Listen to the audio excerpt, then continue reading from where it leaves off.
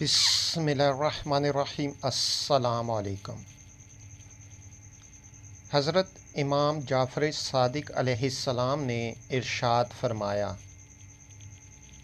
دین کو حقیر سمجھنے سے بچتے رہو۔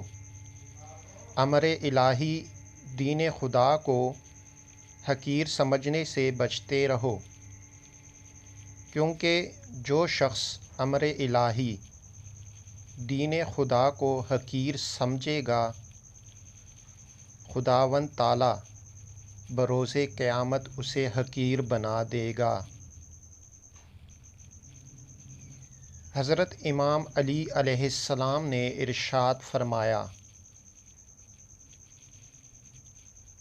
جان لو کہ دین کا کمال علم کا طلب کرنا اور اس پر عمل پیرا ہونا ہے۔